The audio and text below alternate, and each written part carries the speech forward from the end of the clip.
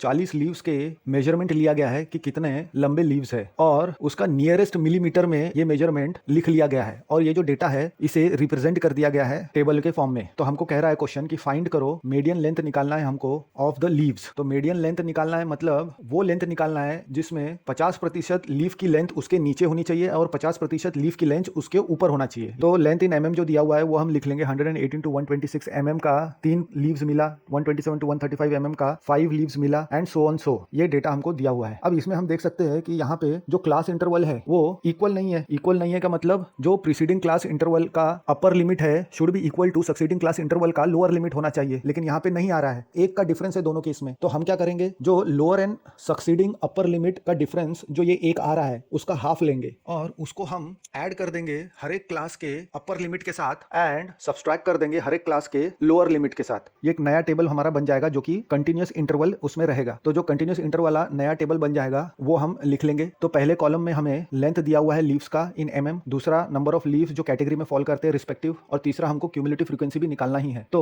117.5 क्योंकि 0.5 जो है वो सब्सट्रैक्ट हो गया एंड 126.5 क्योंकि 0.5 जो है वो ऐड हो गया। तो अपर लिमिट में 0.5 ऐड हो जा रहा है एंड लोअर लिमिट में 0.5 माइनस हो जा रहा है। तो हमको अब कंटिन्यूटी दिख रही है। प्रीसीडिंग क्लास का upper limit is equal to succeeding class का लोअर लिमिट हम देख सकते हैं 126.5 पहले क्लास इंटरवल और दूसरे क्लास इंटरवल के लिए। अब क्यूमुलेटिव फ्रीक्वेंसी हमको निकालना है तो उसके लिए हमको प्रीसीडिंग फ्रीक्वेंसी को ऐड करना है सक्सीडिंग फ्रीक्वेंसी के साथ और जो रिजल्ट है वो सक्सीडिंग फ्रीक्वेंसी के ब्लॉक में हमको लिख देना है। तो 0 + 3 = 3 पहला ब्लॉक में आ जाएगा, 3 + 5 = 8 दूसरा ब्लॉक में आ जाएगा, 8 + 9 = 17 तीसरा ब्लॉक में आ जाएगा एंड सो ऑन करते करते हमको मिल रहा है 40 लास्ट में, यानी n की वैल्यू हमको 40 मिल गई है। अब जो है हमको क्यूमुलेटिव फ्रीक्वेंसी के लिए मॉडल क्लास कौन सा लेना है, वो क्लास लेना है जिसमें n/2 से बड़ा and nearest to n/2 value जिस क्लास का क्यूमुलेटिव फ्रीक्वेंसी आएगा उसका मीडियन क्लास वो हम ले लेंगे। तो 40 / 2 इज नथिंग बट 20। तो 20 से बड़ा और 20 के नजदीक हमको 29 ही मिल रहा है। तो हमारा मीडियन क्लास हो जाएगा 144.5 to 153.5। तो इसमें हम lower limit of the median class देख सकते हैं L = 144.5 and class size H = 9 हमको मिल जाएगा। Class size is nothing but the difference between the lower limit and the upper limit of the class interval. यानी हम मीडियन क्लास में भी देख सकते हैं 144.5 माइनस 153.5 इज नथिंग बट 9 आएगा, लेकिन हमको पॉजिटिव ही लेना है तो +9 ले लेंगे। Now number of observations n = 40 है and cumulative frequency of the class preceding the median class भी लेना है हमको। तो वो CF = हम टेबल में देख सकते हैं 17 है। नाउ जो फ्रीक्वेंसी है मीडियन क्लास का वो हम ले लेंगे F =